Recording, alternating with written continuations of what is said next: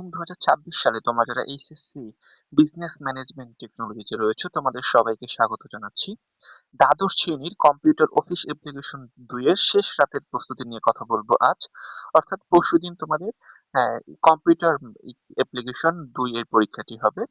তো এর জন্য তোমাদেরকে মূলত যে প্রথমে তোমাদেরকে একটু মান বন্টন নিয়ে আলোচনা করি, অর্থাৎ তোমাদের আসলে কি মান বন্টন রয়েছে। কম্পিউটার অফিস অ্যাপ্লিকেশন 2 এ তোমাদের মূলত যে পরীক্ষা হয় এটি মূলত 30 মার্কস এর পরীক্ষা হয় এবং যেটা মূলত 30 মার্কস এর যে পরীক্ষাটা হবে এটি 2 ঘন্টা ব্যাপী পরীক্ষাটা হবে এবং প্রতিটি অধ্যায় থেকে তোমাকে একটি করে সর্বমোট 8টি প্রশ্ন, উম, কমপক্ষে একটি থেকে মোট 8টি প্রশ্ন থাকবে। যেহেতু তোমাদের 5টা অধ্যায় রয়েছে, তার মানে প্রতিটি অনেকগুলো অধ্যায় থেকে 3টে অধ্যায় থেকে ডবল প্রশ্ন আসবে আর দুটো অধ্যায় থেকে একটি করে প্রশ্ন আসবে।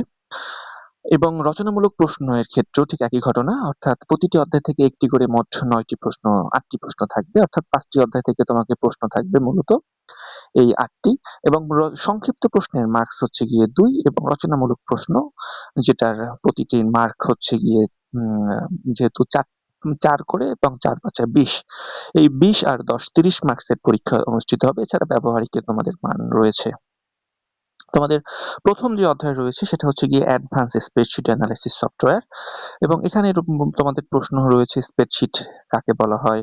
এরপরে তোমাদের রয়েছে ফাংশন ও ফর্মুলা এর ভিতর পার্থক্য কি, ফাংশনের ব্যবহারের নিয়ম বর্ণনা করো, ম্যাক্স এবং মিন ফাংশনের ব্যবহার এই দুটি লিখতে বলা হয়েছে স্প্রেডশিট প্রোগ্রাম আসলে বলতে তুমি কি বোঝো।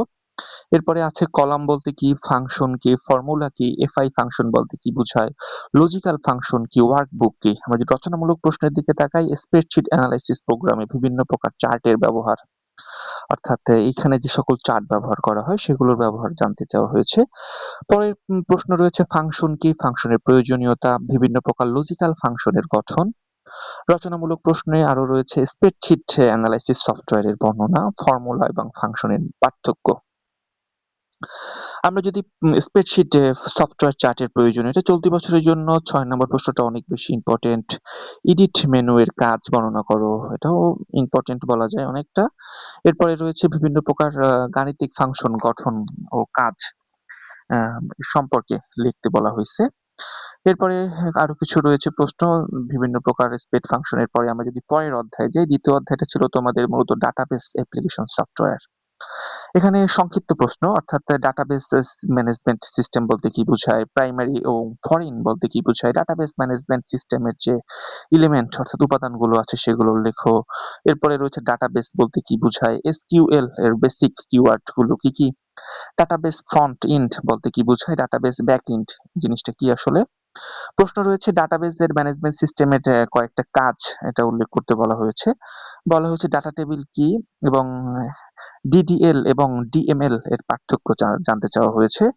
এরপরে জানতে চাওয়া হয়েছে কোয়েরি ল্যাঙ্গুয়েজ বলতে কি বোঝায়, কোয়েরি ল্যাঙ্গুয়েজ এটা মূলত কি এসকিউএল 4টা বেসিক ওয়ার্ড, সেই বেসিক ওয়ার্ড 4টা তোমাকে জানতে চেয়েছে। বেসিক স্ট্রাকচার কি, এরপরে কোয়েরি এবং এসকিউএল কোয়েরি এই দুইটির ভিতর পার্থক্য রয়েছে। ডাটাবেস সিস্টেম ম্যানেজমেন্টের কাজ, ডাটাবেস ম্যানেজমেন্ট সিস্টেম বলতে কি বোঝায় এবং এর আসলে সুবিধাগুলো কি কি।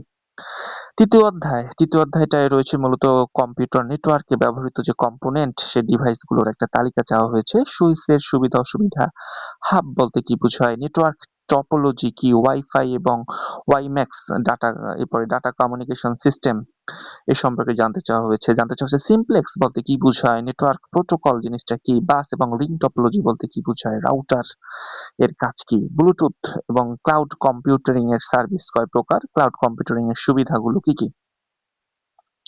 ডাটা কমিউনিকেশনের মৌলিক যে উপাদানগুলো রয়েছে সেগুলো এখানে জানতে চাওয়া হয়েছে। কম্পিউটার নেটওয়ার্কের প্রকারভেদ এবং হাব এবং সুইচ এর পার্থক্যগুলো কি কি। হাব এবং সুইচের পার্থক্য নিয়ে অনেক প্রশ্ন রয়েছে এখানে। এরপরে কম্পিউটার নেটওয়ার্কের যে প্রয়োজনীয়তা, এই প্রয়োজনীয়তা নিয়ে তোমাকে প্রশ্ন করা হয়েছে।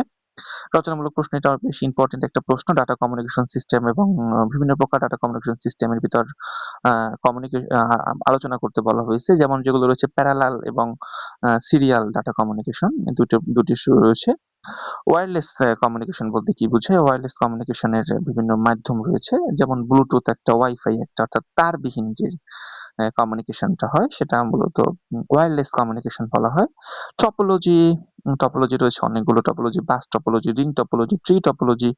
এই যে বিভিন্ন প্রকার টপোলজি, বিশেষ করে রিং টপোলজি এবং ট্রি টপোলজি, এই ২ টা টপোলজির ভিতর পার্থক্য। এরপরে রয়েছে পাইথন প্রোগ্রাম। পাইথন প্রোগ্রাম কেন জনপ্রিয়? কারণ এটা সহজে পড়া যায় এবং কোড বা জাভার চেয়ে তুলনামূলক আকারে ছোট হয়। এই পাইথন নিয়ে প্রশ্ন আছে।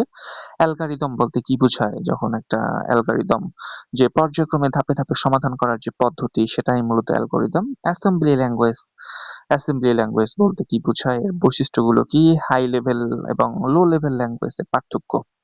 পাইথন ডাটা টাইপ এবং ফ্লো চার্ট এর বৈশিষ্ট্যগুলো কি, কি? আমরা যদি পাইথন প্রোগ্রামের ডাটা টাইপের বর্ণনা, এটা অনেক বেশি ইম্পর্টেন্ট। অ্যালগরিদম এবং ফ্লো চার্টের ডিফারেন্স পড়তে হবে এটা অবশ্যই। এরপরে রয়েছে পাইথনের উল্লেখযোগ্য ব্যবহার। খুব ছোট একটা পিডিএফ, মাত্র ২১ পাতা রয়েছে এখানে। প্রশ্নগুলো একটু ভালো করে পড়ে যেও। ইনশাআল্লাহ এখান থেকেই শতভাগ কমন পড়বে। এবং আ এখান থেকে দেখো পাইথনের আইডেন্টিফায়ার এবং ভেরিফায়ার এর ভিতরে পার্থক্য কি? ফ্লো চার্টে ব্যবহৃত বিভিন্ন রকমের যে উপাদানগুলো রয়েছে, সেই উপাদানগুলোর কোনটা ম্যানুয়াল কাজ, কোনটা কি অপারেশন, কোনটা প্রবাহের দিক। এরপরে রয়েছে ইডিটের যে ফ্লো চার্ট সেটা তোমাকে বর্ণনা করা হয়েছে। এবার এখান থেকে একটা ফ্লো চার্ট অঙ্কন করতে অবশ্যই আসবে। যেটা ফর লুপ এবং যেকোনো একটা লুপেরও ফ্লো চার্ট আসে পরীক্ষায়। ৩ টি সংখ্যার ভিতর বড় সংখ্যা নির্ণয়ের জন্য পাইথন পদ্ধতি কিভাবে কাজ করে, পাইথনের প্রশ্ন। ফাংশন চেনার উপায়গুলো কি, কি? ফাংশনের কি, কি সুবিধা রয়েছে? পজিটিভ না নেগেটিভ কোনো সংখ্যা সেটা কিভাবে প্রোগ্রামের মাধ্যমে নির্ণয় করা হয় সেটা লিখতে বলা হয়েছে। ইউজার ডিফাইন্ড ফাংশনের সুবিধাগুলো কি, কি? এরপরে রয়েছে তোমাদের লিস্ট। লিস্ট বলতে কি বোঝায়? এরপরে রয়েছে পাইথন এবং অ্যারের ভিতরে যে ডিফারেন্স সেটা তোমাকে জানতে চাওয়া হয়েছে। তারিখ এবং সময় ফাংশনের ব্যবহার, যেটা অনেক বেশি ইম্পর্টেন্ট। তারিখ এবং সময় ফাংশন অর্থাৎ কম্পিউটারে এটা সেটআপ করা থাকে। পাইথন ডিকশনারি এবং ফাইল রাইট ফাংশনের কাজ কি? পাইথনের বেসিক ফাইলের অপারেশন গুলো হচ্ছে নামকরণ, ফাইল খোলা এগুলো। ফাইল অপারেশনের ব্যাখ্যা এখানে চাওয়া হয়েছে। ফাইল খোলা, ফাইল বন্ধ করা, এগুলো সবই ফাইল অপারেশনের কাজ। এরপর রয়েছে বিভিন্ন রকমের ফাইল মেথড, যেগুলো ফাইল মেথড গুলো তোমরা একটু দেখে নিও। এই ছিল তোমাদের মূলত টোটাল এই পিডিএফটার ডিসক্রিপশন লিংকে তোমরা অবশ্যই পেয়ে যাবে। সেখান থেকে তোমরা তোমাদের মতো করে ডাউনলোড করে পড়ে নিও। যেহেতু এই সাবজেক্টটা একটু তোমাদের আহ,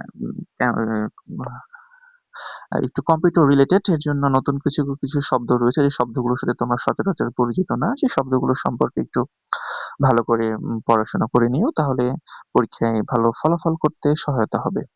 তোমাদের সবার জন্য অনেক অনেক অনেক শুভকামনা। আশা করি বাকি পরীক্ষাগুলো মন মতো দাও, সফলতা অর্জন করো, সেই কামনা জানিয়ে বিদায় জানাচ্ছি। সবাইকে ধন্যবাদ। আল্লাহ হাফেজ।